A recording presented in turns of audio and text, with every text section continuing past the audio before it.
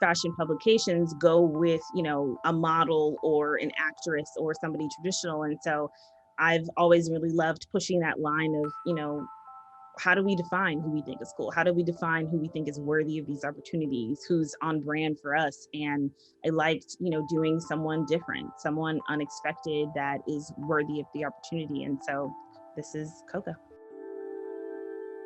Good evening and welcome to your library. My name is David Leonard, president of the Boston Public Library and host of our Arc of History series. Tonight is the second 2021 installment under the theme of Repairing America. And tonight is presented in conjunction with the Kirstein Business Library and Innovation Center here at the BPL. I'm coming to you live from the Central Library in Boston's Copley Square, from the Bates Hall Reading Room, where people have pursued knowledge and wisdom since 1895. Before we get to tonight's guest and the main program tonight, here now is Gregor Smart, curator of the Kirstein Business Library and Innovation Center, to tell us a little bit about the center and its programs and services. Gregor, nice to see you. What do you have for us tonight?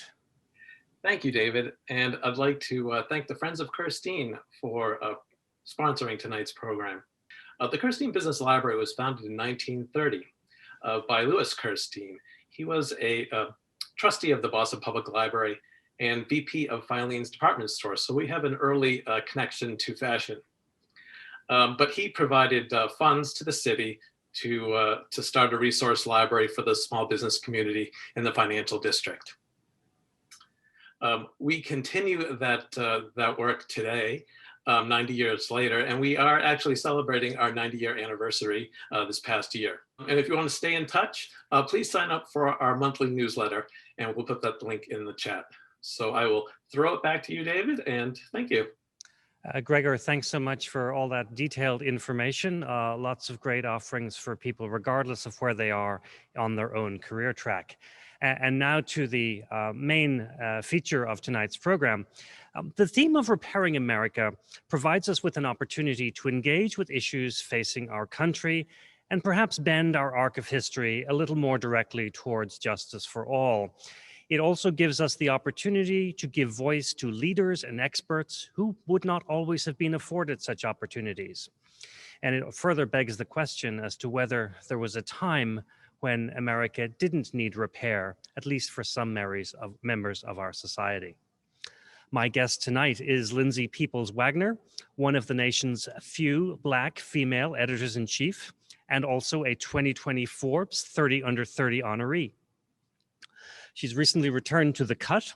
Lindsay Peoples Wagner shares on lots of topics, including her invaluable view of women's empowerment, marketing to Generation Z, elevating her brand or one's brand in the era of Black Lives Matter, hiring for diversity, running multi-million-dollar brands with an editorial mission to view everything through the lens of inclusivity.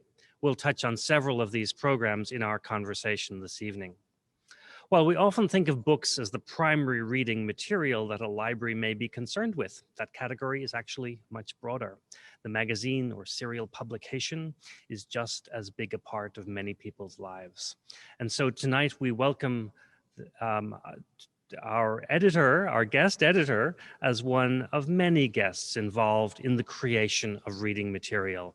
Lindsay, welcome to the program. Where in the world are you and how are you doing tonight? I'm good. Thank you so much, everyone, for tuning in wherever you are. I'm here in Brooklyn. It was snowing earlier, but now it's just cold.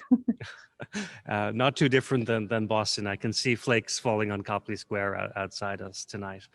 Would you mind getting us started and telling us a little bit about your early career steps and how you got interested in fashion and publishing? Yeah, I am originally from Wisconsin. I'm from a very small town, and for me, I think growing up, I really felt like I wanted to do something creative, but I really didn't have, I think, the words, and I didn't really understand how I wanted that to come to life. There's certain moments now that, looking back, I can tie to, oh, that makes sense and that makes sense. But at the time, I did not know really what I wanted to do, probably until I went to college.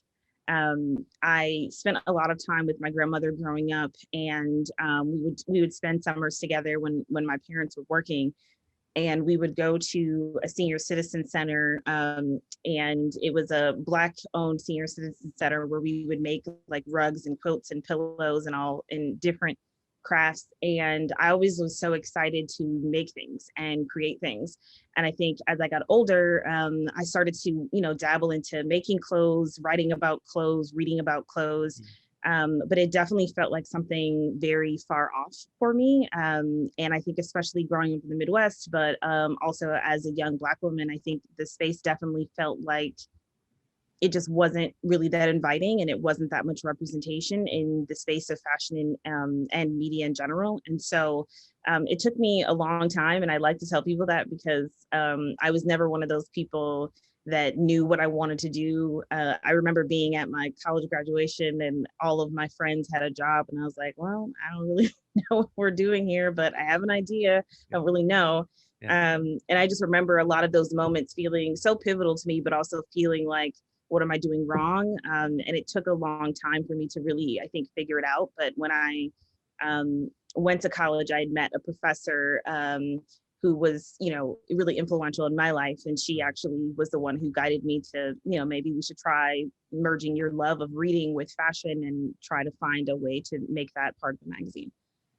Yeah, it's always interesting to talk to people and about their early decision making, and often it strikes me it's more about meeting the right person at the right time, or the right opportunity just appears in front of you, and if you're able to say yes to it, it leads to other things. Sounds like that's more your parallels your story than having a defined path early on that you're just executing on.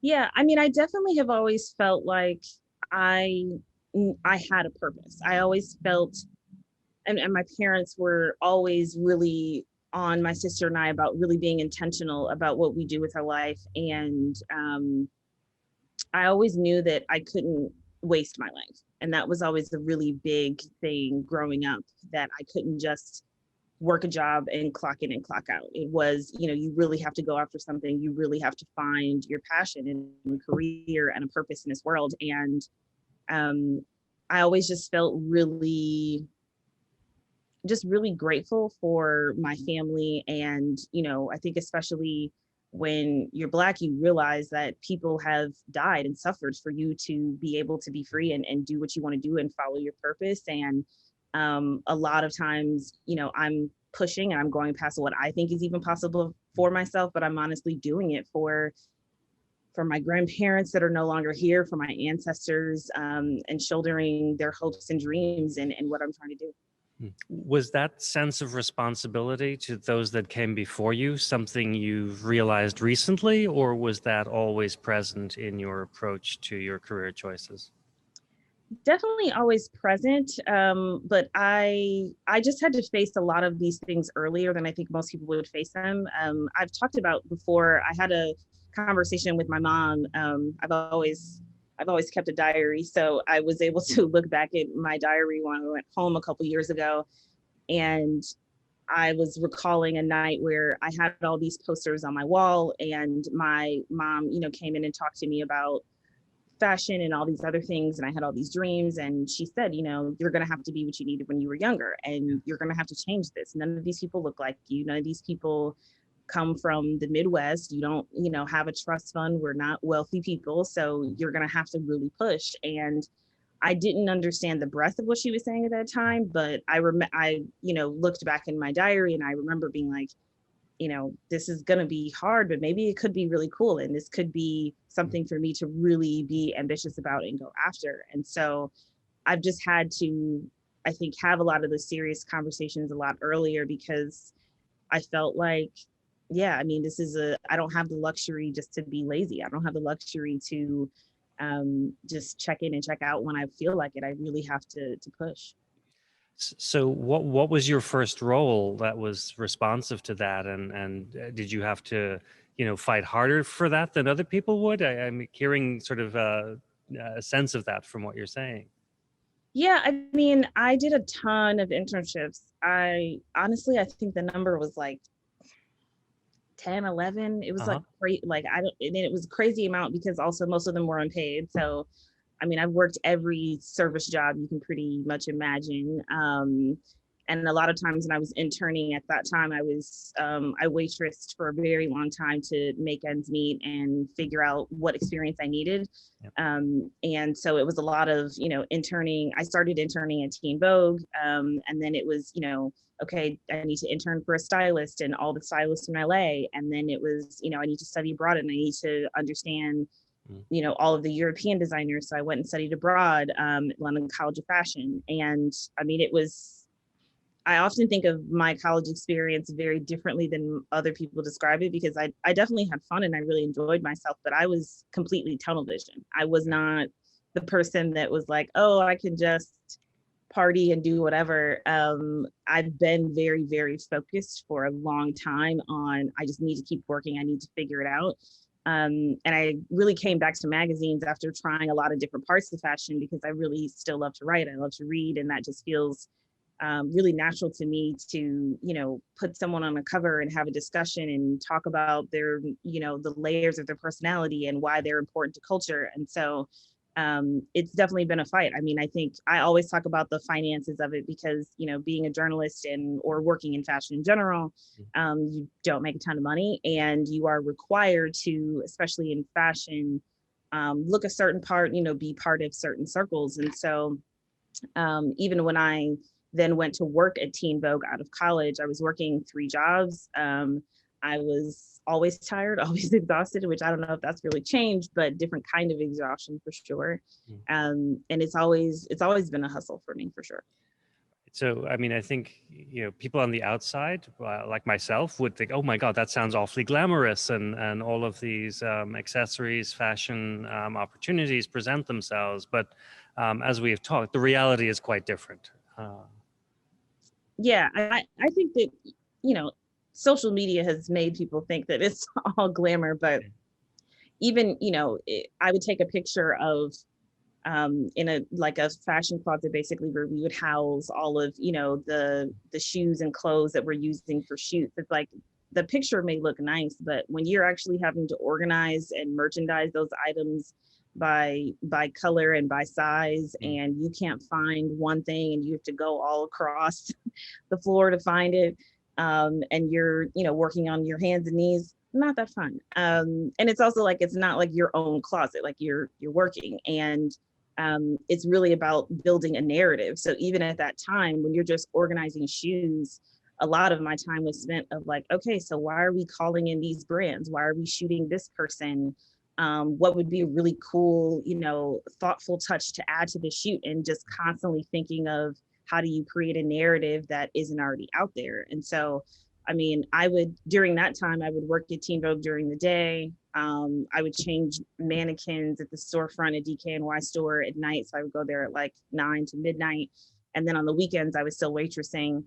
Brunch shift was really good tips. So that was how I made ends meet. When did it shift from, a more administrative grunt work, you're still working in the space, but to start having more creative influence and decision-making ability within that industry? Yeah, I mean, it honestly just shifted when I was able to start working with people that I think understood that just because you don't come from certain circles that you may understand things. Nepotism is huge in any industry, so this is not just a fashion thing, but I do think that, there were so many times when I was assisting that, someone else would come along and they would wear a full Chanel look that, cost thousands and thousands of dollars. We're making $9 an hour at this time. So clearly like not paying this from your salary. Right. And, a manager would come and compliment on that person on their outfit, and then they would get invited to help style a shoot, or, oh, like that's a great look, like maybe about this thing, even though I had it in my head and know the encyclopedia of all the looks and etc., just couldn't afford it. And so that was really, really painful for me. And it took a while for me to really find people that understood that just because maybe I didn't have the same background or connections or financial status doesn't mean that I didn't know all of these things, doesn't mean that I couldn't actually style these things. And it really took for me to kind of be mentored by people who had a similar background with me to understand. And so when I went to style.com, which now merged into vogue.com, Rachel Wang was my boss, and and she's a great friend to this day. And I was just incredibly blessed because she really helped me to understand what I wanted to do and how to formulate that into different shoots and profiles and features. And really, I was one of the guiding forces for me early on. So in terms of these barriers, you've mentioned a couple of them already, but was it more about economic background? Was it more about race? Is it more about being a woman? Is it inexperience?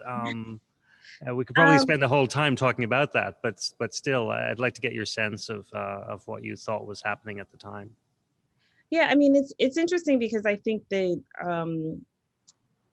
it was there is a lot of, in general, I think, racism, classism, and elitism in fashion, no matter what part of fashion you work in.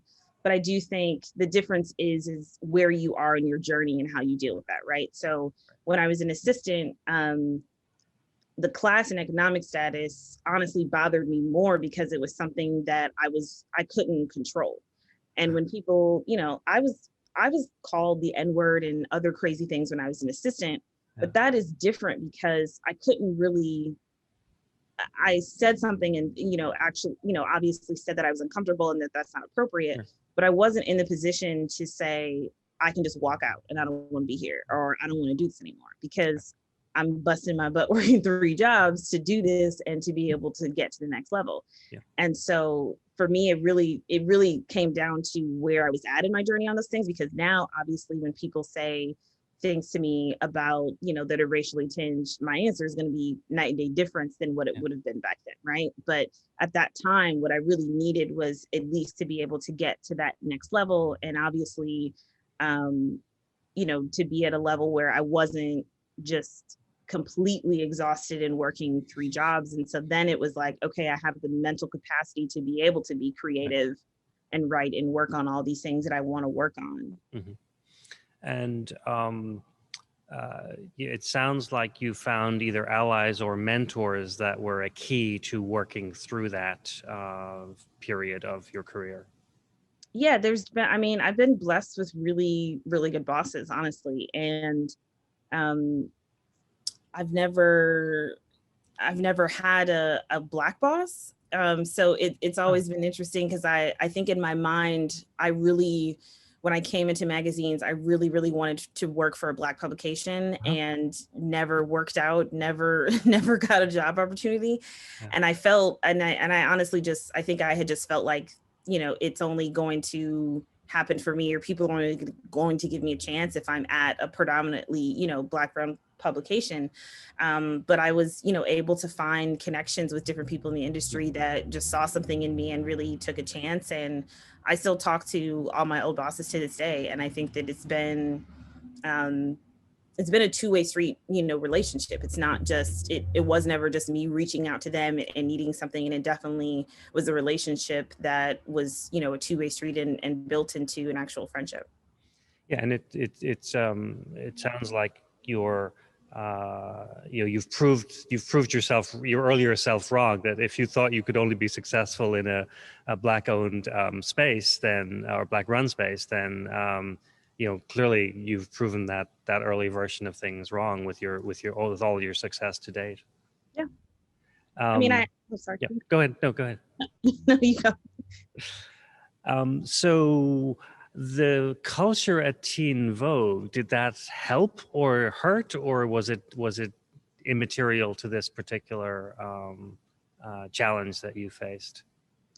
I think the best thing was, because I had interned and worked at the brand before, and coming back as editor-in-chief, I obviously had intricate knowledge of the brand, but I also really felt like I knew what needed to shift, and I knew what we really needed to focus on. And so, we have one of the most diverse staffs, and it's always been such a joy for me, because to, hear from different perspectives and walks of life, and the nuances of, what you're going through that I may not ever know or understand, but really, can be empathetic towards, I think is really the beauty of Teen Vogue. And so I think for me, it was, making sure to create a really inclusive environment. And it's just really incredibly important to me, obviously for many reasons, but it strengthens the journalism.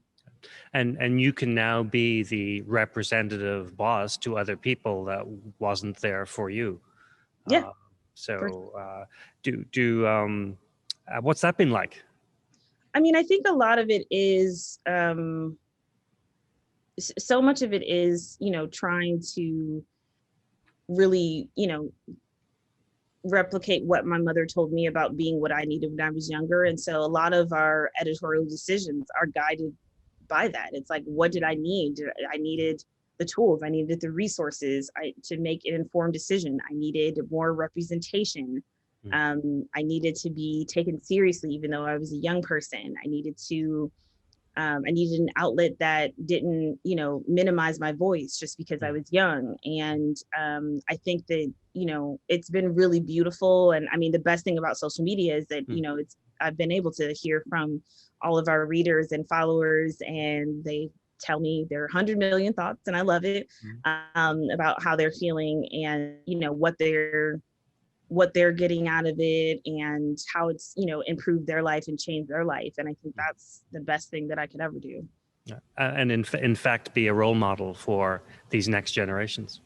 Yeah. I'm not perfect. I'm not trying to be, I don't think of Teen Vogue as, aspirational. I don't think it is something to aspire to be. I think of it as a community. I think of it as we are approachable, attainable. Everything is written with really intention and, research backed. And I think those are the important things. And if young people, go on our site and feel seen and heard, I've done a really good job.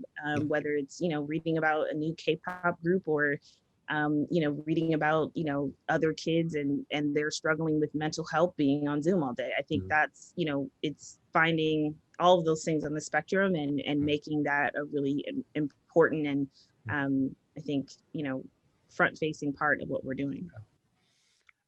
We have a couple of magazine covers from your work, and maybe we can bring up the first of those and just talk through a little about the choices and who and what's the message and how does this come about. So educate me and our viewers about how a cover like this comes to be. I love choosing covers because when we talk about representation, I think what people don't take into account is, all these decisions affect people's lives both ways, right? So like it affects your life when you're young and when you see this because you're like, oh, that's so cool. Like she, Coco Gauff, she plays tennis, she's young, she's the youngest to, be part of this. She's incredible. She had, even though she lost to Naomi Osaka, she had an incredible game with her and an incredible moment with her as two women of color. And I think you just see like, oh, she's, very strong and she's athletic, but and this is a cool moment for someone like her. And I like the fact that person can see that, but someone like Coco, it's a huge moment for her, and it's a huge moment to be able to give another woman of color a cover and the platform to, share their narrative, share what's going on in their life. And this also really affects, the person who's on the cover trajectory. This, the more publicity and, clout that you get, the more successful that you are, even, on and off the court. And so it's important in so many different ways, but I really felt like, oh, Coco is, she's incredibly smart and she's so talented and she's so deserving of this moment. And typically, whether it, I like to think that our focus is really everything through the lens of inclusivity, but obviously style informs some of those things. And I do think that typically fashion publications go with, a model or an actress or somebody traditional. And so I've always really loved pushing that line of, how do we define who we think is cool? How do we define who we think is worthy of these opportunities? Who's on brand for us? And I liked, doing someone different, someone unexpected that is worthy of the opportunity. And so this is Coco. There's much more complex understanding of fashion in what you just said than purely being about the clothes, the accessories, the style. It's as much about celebrating an individual and promoting that individual as it is about the components. Is that a fair reading of what you're trying to do? Absolutely. I mean, I'm not in fashion for the sake of fashion. This has never been a surface level career goal for me. Right. And so everything is really extremely intentional and thoughtful of why and how can we push and how can we make something that breaks through the noise of what everyone else is doing. And so all of those things, inform a million different decisions. And I was really, really, really proud of this cover. So I mean, you mentioned the word community in earlier in terms of what you're trying to achieve, which I think helps encapsulate some of the choices that you have here. Yeah, I mean, I want our readers and readers in general just to feel like they can approach all of us. They can approach me, that they are part of this. We are not looking down upon you and telling you, what to do or how to live your life or who is cool. Like, we are part of this, and this is all of a conversation of, who do you care about? Who is somebody that you really want to see more of? Who is somebody that you think is really underrated? And we've taken a lot of risks in that, in choosing people that, hadn't gotten covers before. Coco is a good example of, like, this was her first cover, but I felt really strongly about it, regardless of her not being on a cover before. I remember when we put rapper Lil Nas X on a cover. He hadn't been on a cover yet, and everybody kept saying, well, we don't know if it's just a single, and he's incredibly talented. And I just felt like, well, we don't have to, why do we need to wait or wait to see someone on a cover for it to be valid? Like, why do we need someone else to validate what we already know in this community? And so that's been one of the best parts of this is, we don't need to wait for the industry or brand or anyone else to say that someone is worthy of an opportunity or worthy of being featured. Like that, we have this community of people that we feel like understand that this is just a conversation between us all, and we're just trying to, elevate certain conversations. And so we make those decisions based off of that. Which turns it into a leadership opportunity in society to celebrate people and roles before they're necessarily fully endorsed by established media, just to react to what you're saying there. What's it like working with someone like Coco in that role with what those goals in mind? I mean, she was great. It was like crazy rain that weekend.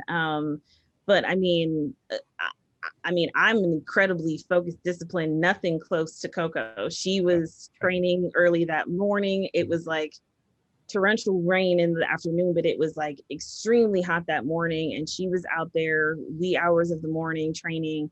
I was just incredibly impressed, and she was really open to any ideas that we had and really trusting and really understood, the theme and what we were trying to get across with pictures. And so obviously some, nod to tennis with the 2 lines on her green dress. And we want to just, for me, it's always also visually, like, I want people to look like themselves. I don't want them, if it's, someone like a Rihanna, right? Like, obviously Rihanna's been photographed a million times. So she wants to do something over the top and something different and really artistic. But for someone who hasn't had a cover, who hasn't been shot a ton, you want them to just feel comfortable and good about themselves. And so there's literally a million different pieces that go into making these decisions of, like, how do we shine the light on this person in a way that feels good to them and feels good for our community. Which is a way of dealing with a theory of identity and what we bring to our larger communities, which perhaps we can talk about another time, unless you have a thought on that right here. I don't have a thought right now, but I can come. Let's go to the next cover, which takes us a little bit more into this intersection of maybe politics and fashion and statement. This is amazing. Tell us what's going on here and what the thought process was. I mean, shooting in a pandemic is always very interesting. So we actually shot this virtually, and I was just super excited about this because we had started talking about the 100th anniversary of the 19th Amendment. We, had a package called The Uncounted, which is basically a series that elevated the stories of women of color who had been disenfranchised. And so, and often, written out of history. And so we wanted to just figure out a way to visually show this, but also just have a lot of different conversations with women of color about how they were feeling about, culture and everything, and, pandemic, and at the time, Trump, and all of these things. And so we shot all of these individually, virtually, and then, hired a collage artist to actually make them all together. There's like secondary shots of each of them. And so they're wearing, in the secondary shot, they're wearing Mina Harris, Vice President Harris's niece. Mina Harris has a line of t-shirts, and they're all wearing those in the second photo. And this is just one of my favorite covers, because it really spoke to, I think, our knowledge of people that are actually committed to social justice, racial justice, feminism, and really, the span of voices in the space that you may not know and some that you may not know. So obviously, Representative Ayanna Pressley, you recognize that there are some other people that you may not. And I really wanted to put the spotlight on both recognizable names and people that are, part of grassroots organizations that have also been doing the work. Yeah, great shout out to Massachusetts Representative Ayanna Pressley, who's now on the national stage, and a great friend to libraries. So it's great to see her in there as well, and the issues that she is championing also. Let's go to the next one, please. So again, continuing with our politics and fashion theme, Cori Bush. Yeah, this was our most recent cover, and just super, super proud of this. We really, I was incredibly impressed by Congresswoman Cori Bush, and it really felt like, I remember last year just feeling like, I don't know if do we even want to do a January cover? Like, let's just like hurry up this inauguration, let's get this going. And it really, I think in a lot of conversations, we were like, well, what can we celebrate? Like in all of these, in all of these trials, we still have things to be grateful about, be really excited about. And Congressman Cori Bush was one of those things. And we just felt like, oh, this is a really good moment for us to really celebrate her, and a lot of things up in the air and all of that in the world. But it really felt like a moment to celebrate her and the work she's done, and highly encourage everyone to read this. Her story is insane, and she has gone through so much to get to where she is. So I'm super proud of this cover. I know that's our last cover to share tonight, but let's continue for a moment on this theme of fashion and politics, and whether we view women and men the same way through this lens when we're looking at them. We were talking a little bit before tonight's program about how certain figures at the inauguration just really stood out, and I want to ask you, do you want to share anything on that thought? And then I have a few highlights of my own to chime in on. Yeah, I mean, I was saying to you before, I just feel like, honestly, it was such a refreshing day for so many reasons, but it was really refreshing because I obviously talk about fashion on a daily basis, but I haven't been excited about it. I haven't been really thrilled about, getting dressed or talking about clothes, because we're in a pandemic and people are sick and dying, and there's all these, terrible things happening in the world. And so fashion a lot of times can feel really frivolous, and we obviously can have really serious conversations about what it means in culture and what it means in deciding, different things about your identity and all of those, but it hasn't felt like something to rejoice about. And so honestly, that was really what I was looking forward to, and have been watching TikToks about Michelle Obama's outfit ever since. It's been very enjoyable.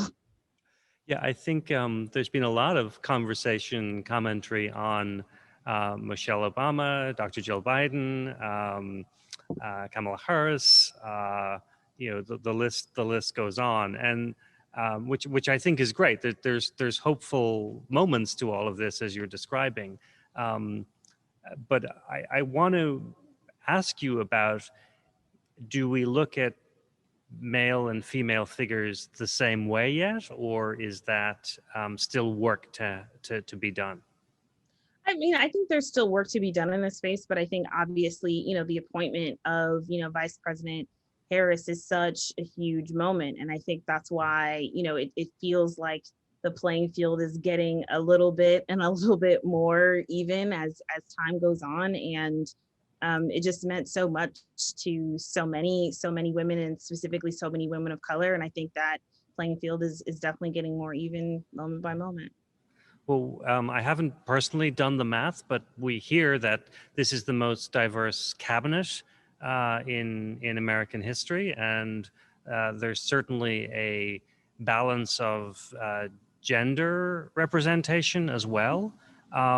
What does that mean to you as someone who is looking at this next 4 years through a lens of as many people are of race, of gender, of fashion? No, I think it's everything. I mean, I think a lot about the great Stacey Abrams. She said a quote in talking about who we choose to elect in public spaces, and she said, I'm paraphrasing here, but she said, these people aren't our saviors. These are our partners in making change. And I always think about that because I don't think that, anyone is perfect, but, to have partners in making these change that look like you, that have experienced, different things in life, that have, a different, ethnic background or a different sexuality or a different point of view, I think is really, really important.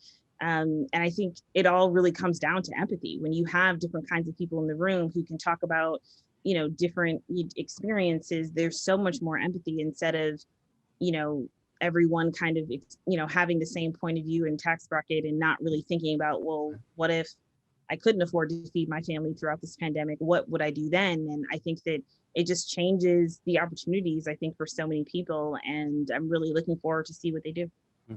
We'll start taking some audience questions, including a couple that came in at registration in a minute or two. But before we leave this topic, I want to ask you, for those, and I don't know if this comes up in the correspondence you get from your reading audience, whether it's at the Cut or Teen Vogue or the broader community. What do you say to people who feel this is too much change too fast? Clearly we learned through the last 4 years and the election results that there are a lot of people who voted for Donald Trump and his ideology. But does that show up also in your reader to editor communications? Not so much, but I mean, honestly, our readers are like, this change is not happening fast enough. That's literally actually our readers. But I think that that's warranted. I think especially when we talk about things like climate change and sustainability, we haven't done enough. That hasn't moved fast enough. We've known all of these facts and, all of the things about our climate shifting, and people haven't really been that committed or taken it seriously or taken the science seriously. So I do think that it's warranted in a lot of our readers feeling like, look, they aren't taking it seriously. I mean, look at Greta Thunberg. Yeah. People weren't taking her seriously, and she proved everyone wrong of there are actual problems here. We had Greta on our cover, we had Malala on our cover as well, as somebody who also wasn't being taken seriously as a young person, and show the world that she was serious about making change for young women and getting their education and having their rights. And so I often think that, people don't take young people serious enough, and often think that, they're too radical and want too much too soon and don't understand what it's like. But I do think that often the point of view is right. They may not, have lived it yet, but that point of view and that drive, honestly, to get things done is what's needed. But if you look at 3 key political movements over the last several years, whether it's the reemergence of responsible gun control post the Parkland shootings, and that was a Teen Vogue cover. And if you look at climate change, which you already mentioned, And if we add in Black Lives Matter as a movement, what we see in all of these three phenomena is young people stepping forward and owning the call for political change.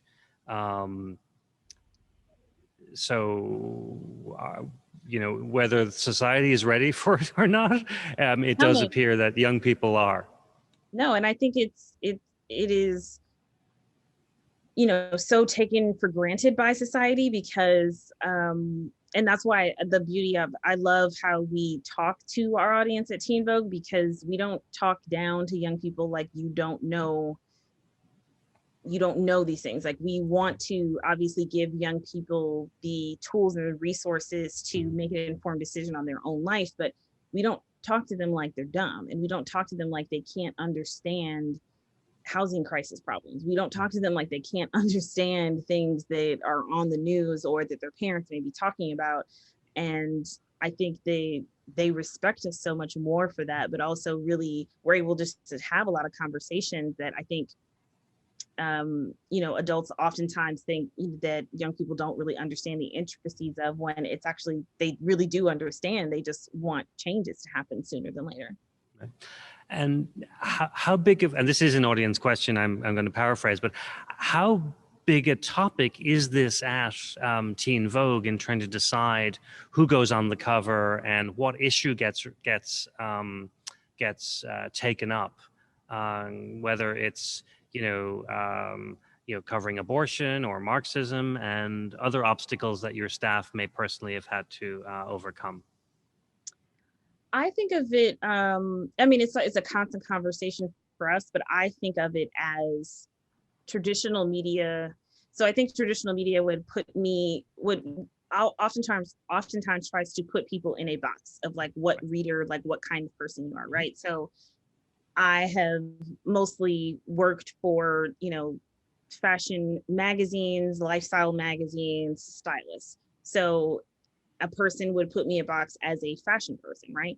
But I don't actually think of myself as a fashion person. I love style, and I use the word style specifically because style is not about a piece of clothing. It is about, culture and your personality, and informs so many other things. It's not surface level at all. And I think that a lot of it for me is that we can't just think, okay, if a young person really likes fashion, like this is what they want to read. Everything is informed by how can we be inclusive in our voice in every single section. So whether you go to the identity section and maybe you're reading about, I'm confused about my sexuality and I want to talk to someone about this, to going to our culture section, and then there's going to be recommendations of different things to watch that are really uplifting and really inform, shows that we think are really inclusive. And I think it all has to line up in every single section. It can't just be like,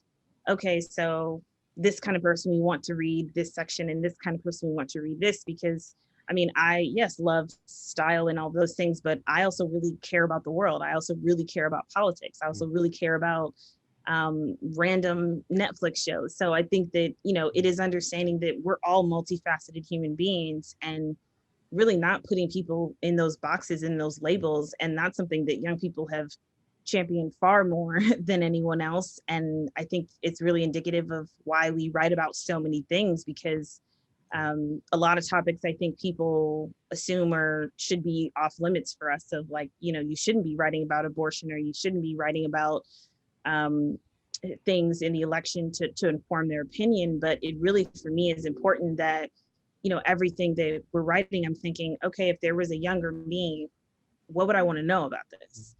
I don't want to just turn on the news and just, digest what they're telling me. What would I want to research? What do I want to know? So anytime you go on Teen Vogue, there's going to be 5-10 links in an article linking to other places for you to do research, for you to do your own little homework and see, okay, so that's what they mean, and that's where they got that from, and this is what I need to know. And I think it's a lot of different things, but it really is incredibly thoughtful in us covering so many different topics. So in many ways, you want to provide information to people on a given topic and let them find their own path, and in a way that's consistent with who they're becoming or beginning. I'd never thought before about that similarity between a library and a magazine such as the ones that you've been involved in, but perhaps we're more in the same business than I thought. I think so.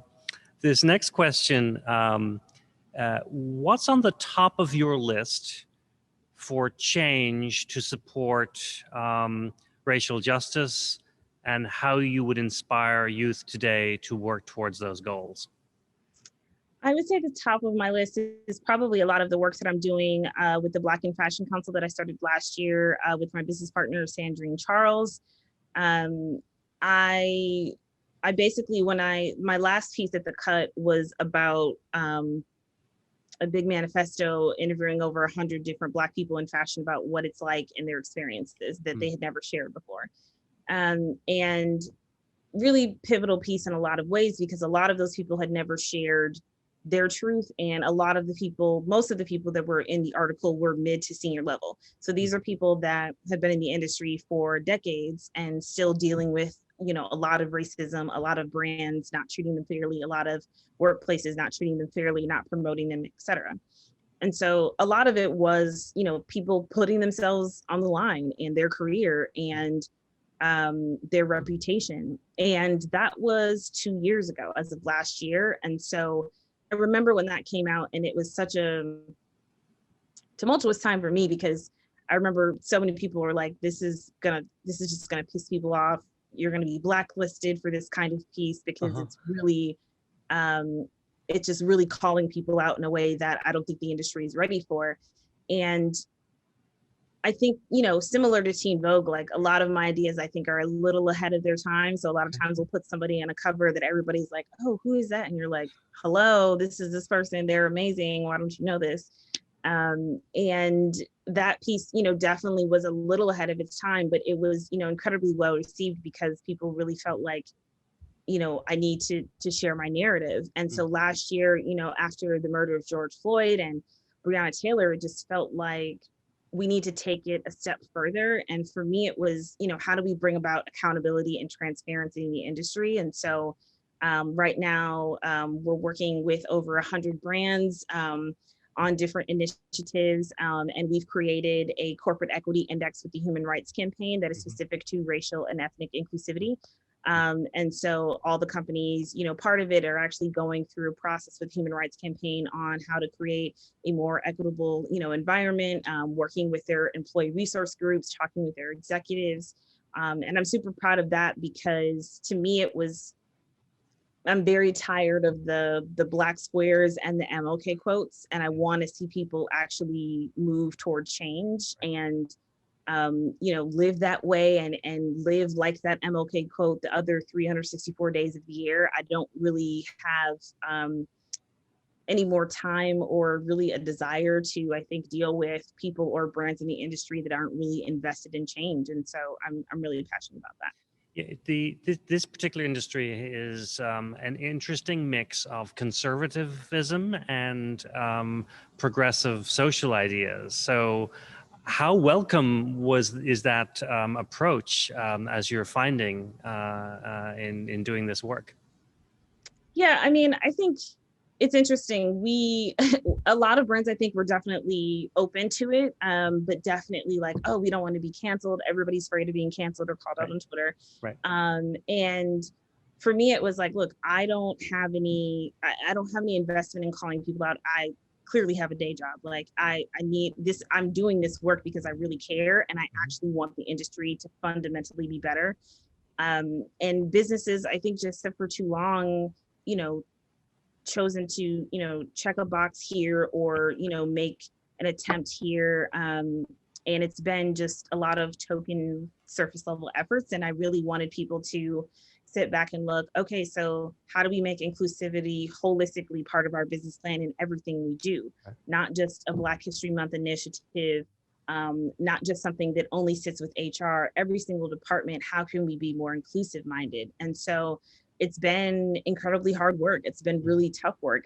People don't love to hear that they're not doing a great job, but it's important, I think, to move forward in a way that, we've been really inviting in the language. We've been really, trying to, make sure that we're providing a lot of resources and educational tools. So we've done a ton of different town halls with DEI experts and people in different parts of the industry to go through just the specifics of what needs to change. And I think that's been a really important part for the industry to see of there is a lot of change that needs to happen, but it's possible. I also want to point out, though, that any brand that signs up to work with us is signing up to work with us for the next 3 years. And I think that's really important on both ends, because we made it a point of like, we don't want you to just be doing this work last year when everybody was, still talking about Breonna Taylor, but we want this to be a continuous conversation. We want to keep applying the pressure to these things. And we want you to be committed to this long term and not just, right now when you feel like if you don't, you're going to get called out for it. But also we understand that it could take 3 years for you to have a fully inclusive business. It could take, a lot of different money and resources that you currently don't have in the pandemic. And so we are, empathetic towards a lot of different things, but also, really want to work with people that are committed to making sustainable long-term change. Awesome. I mean, it avoids the check the box mentality, and it avoids responding just to what's popular or expected at a moment, but commits, helps organizations make their own commitments to organizational change. Kudos to you for taking that approach for sure.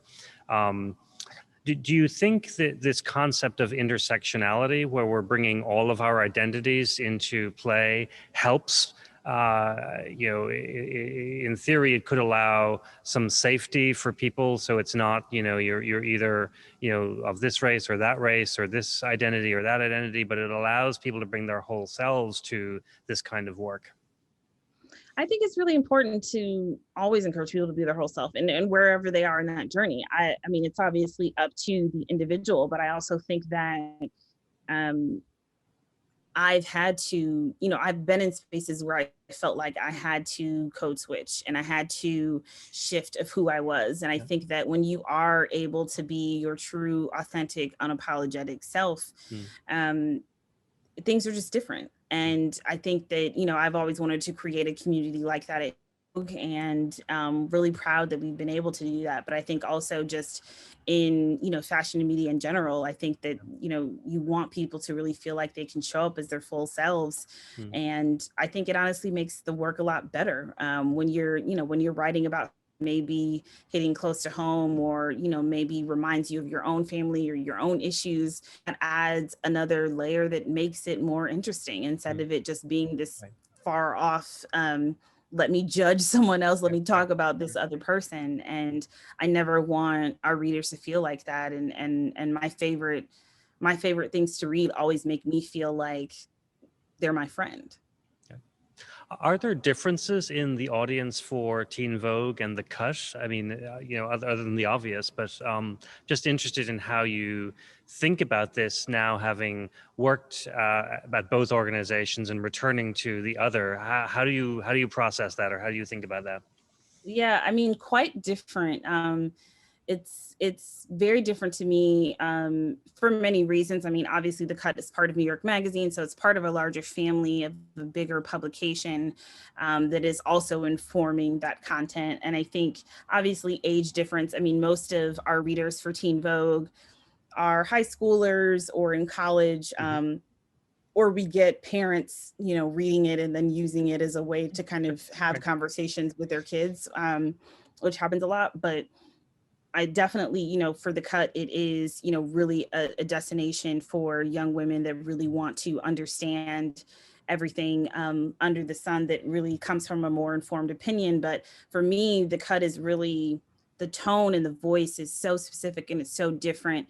And it's always been really the publication for me that, you share in all of your group chats and you're talking with your friends about all day of like, oh, did you see this? And this happened, da, da, da. Yeah. And it's just a different experience, I think. And so I'm very excited.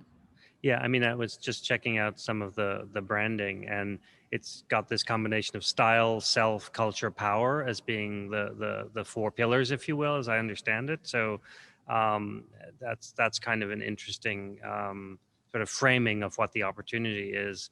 I know you probably can't tell us too much about what's ahead because it's a work in progress. But can you tell us a little bit about your thoughts on the shift moving from one role to the next? Yeah, I mean, it's I mean, since I worked there before, it's interesting that I've, had these full circle moments. I'm not really Yeah. sure what that means for my life. But I really am enjoying going back to a place that I loved, and I think that it's, a testament of obviously like having really good relationships and loving a brand. Yeah. I've never been a person that just works somewhere because they had something open. And I remember, when I applied for the job at the Cut, I was working at style.com, and there was a editor job that had opened up at style.com, and my boss, Rachel Wayne, came to me and she said, look, like, I don't think you're actually right for this specific editor role. But I think that honestly, just stay with me. I'll mentor you, and there's going to be something, because I just don't think this is the right thing. And I was crushed because I really wanted to be an editor, and I still wasn't making that much money. And I was like, oh my gosh, like, I'm just going to have a nervous breakdown because I need to be an editor. Like, Right. This is crazy to me. Right. But I stayed with her. I worked my butt off, and randomly one day she was like, I think I found a job that you should really go out for. I think this is perfect for you. And I had already been reading The Cut and really loved it. So I was super, super excited. And it was, it was insane when I started, because I just had a million different ideas of things that I wanted to come to life and that I wanted to read. And I think that for me, it's always been that excitement of all of the different possibilities. I worked on, some of my favorite things to read and that I've ever done at the Cut. And so a lot of it is just honestly really high expectations, but really high excitement as well. Cool. Sounds exciting. This next question takes the audience to maybe a global or international dimension. What's the most important thing you would like any teen around the world to know about being a citizen of the world at this time? I mean, I think we are very keen on letting young people know in general that you need to be active in these conversations. I think that, anyone sitting on the sidelines, whether we're talking about impeachment or Black Lives Matter or climate change, it doesn't, that, being neutral or sitting on the sidelines and not saying something is saying something. Right.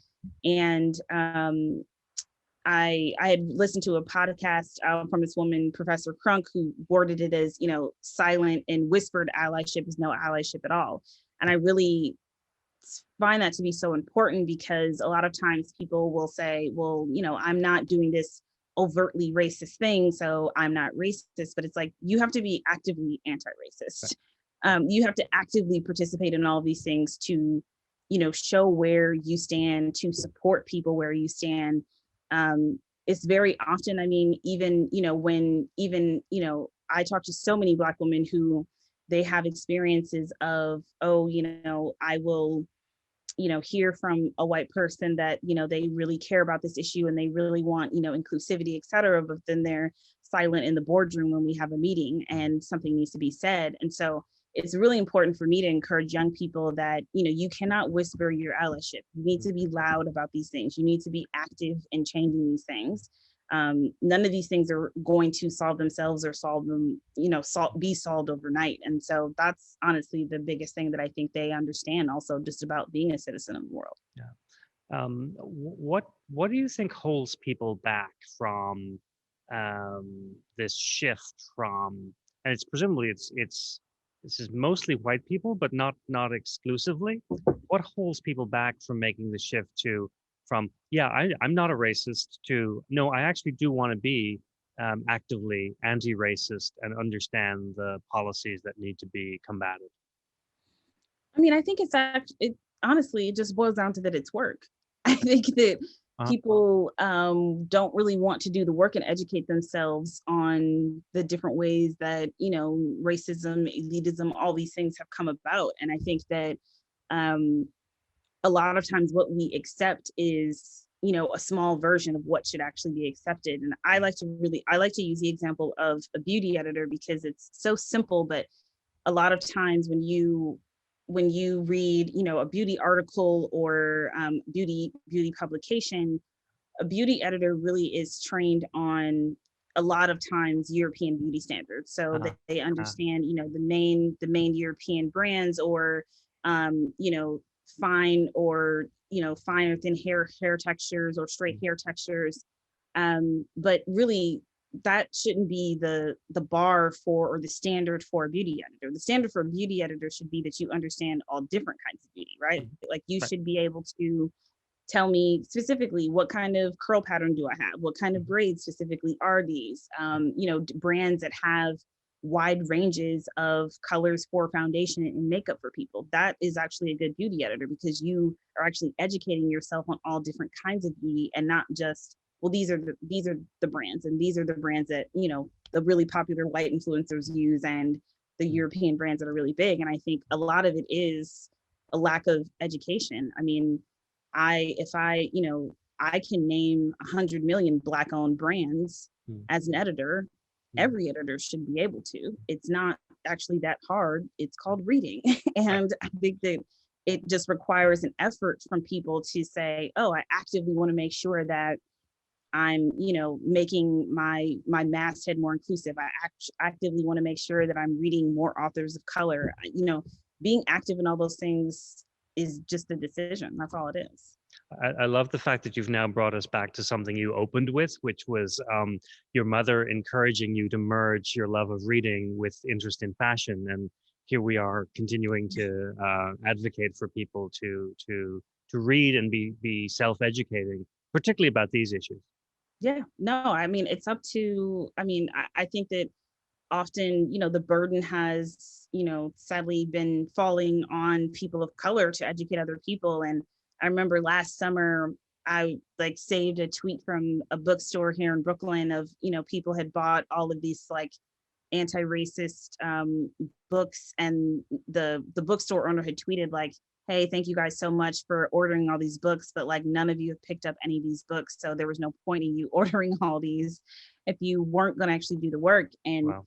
I just thought it was so funny, because it is people have this knee-jerk reaction of okay, I follow this person on Instagram, or I saw this, so let me just order this book and I'll do that, whatever, but then don't even take the time to pick up the book or even apply it to their life and have those conversations with their family and their community. And it's all work, but it's really important work that we all have to be invested in.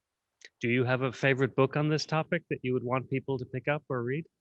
I actually have a long list. What's one? I mean, I have a very long list that I can actually, hold on. I will bring this up, because there's not one book. All right. Yeah, I think sometimes it's not just that we need to educate ourselves. We also need to learn the right vocabulary and give each other permission to make the occasional mistake. It's better to make the mistake and attempt to engage with these issues than not to try at all. In some spaces are easier and safer than others to do that in. No, I think it's definitely, it's interesting, because people of color feel like we've been doing this work, this is part of your daily life. So you're waiting for the rest of us to catch up, for God's sake. No, and I think that's been the interesting thing. It's been feeling okay, well, if you want to actually make changes on this and you actually care about this, then you'll come along and actually help us figure this out. So I think that's been a really interesting part of it, for sure. Yeah. I mean, the real test of all of the activism over the course of the last 9 months is whether we sustain it as a society and actually make real substantial change. Absolutely. I think it is really, and that's what we really say to all of the brands that work with us for Black in Fashion Council. This is not just a moment. We've turned down brands that wanted to work with us because we felt like they were just wanting to put us in a press release and not actually do the work. And it really has to be something that you're really caring about, that you are really willing to make changes, uncomfortable changes, have uncomfortable conversations. And I think That's really important. I put in the chat, Dr. Janice Gossam, she came to one of our DEI panels and she's great. She does a lot of contributing for Forbes and a lot of different places. And she's a fellow woman of color that has written a lot of different things on diversity and equity in the workplace. And so I put her book in the chat. One of our producers will pick that up and make sure everybody can see that list. And we'll also make sure it's included on the recording of tonight's program when we post that, so that resource will be out there for others as well. There's two questions that I see coming in, two versions of the same question, which is more focused on the Native American women's role in this work. And so first of all, it's a thank you for including them, but how intentional and how important was it to have that set of voices included in your work as well? Yeah, I mean, I just really have felt like there were so many kinds of voices that we really needed to make sure that we covered. And I think specifically because we talk so much about climate change and sustainability, the lack of intersectionality when people talk about, climate change is always very, very strange to me. I mean, climate change is directly connected to social and racial justice, and Indigenous youth really are leading so many changes in that area. And so for me, it was really important to make sure that we weren't leaving Indigenous youth out of this conversation, and really making sure that, look, a lot of the Indigenous youth have been leading this conversation, so let's just give them the platform to speak the word that they've already been speaking. And I'm really excited to continue to do that. I mean, we have a book coming out with Haymarket called No Planet B that I'm really excited about. And it's really all about the intersectionality and climate change and sustainability and different voices in that space. And so for me, I think that it is really important to make sure that we're not leaving people out, especially people that have led these movements. Right. We'll take just one or two more questions and then move to wrap up. It strikes me that your career spans so far the period of time where social media platforms really took off and became dominant. So I just wonder about your thoughts on how that changes the nature of a magazine, of a platform, and the ability to connect to your audience.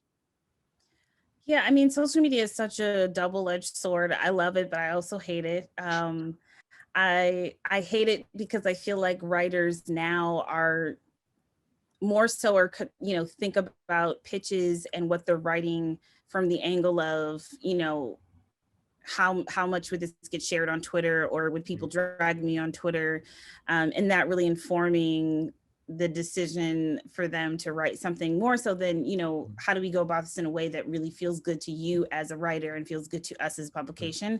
But obviously, yeah, the best thing about social media is that it allows you to connect with people that you normally wouldn't be able to. And so we've been able to connect with that community and, be in direct contact with our readers. But since it's young people, you get a lot of opinions all the time. And definitely always trying to get your attention in unique and funny ways, but I appreciate it. Yeah. And are there particular characteristics of your audience? Like, do they live in one part of the country or all over? No, all over. I mean, especially all of our events, were turned virtual last year because of the pandemic. And so it was really amazing to be able to, even our prom, I mean, we had a virtual prom, and we had breakout rooms where you were, by location, but kids from all over the world. And it was, really fun to be able to pop in each breakout room and see where they were and what they were wearing and how they were so excited. And it's been, I think, the best part of all the virtual events and trying to figure that out is that you can have people from all over the world and have that community feeling, even though we're through a screen. Well, I just want to offer you an opportunity to maybe leave us with a closing message. And there's one audience comment I'm just going to read. It's not a question. Says, this has been an uplifting, insightful, and inspiring conversation. Thank you, Lindsay, for the clarity of your ideas, for your inclusive and compassionate leadership. So I can't really say it better myself. But if there is a message you would like to leave us all with, I'll let you do that now.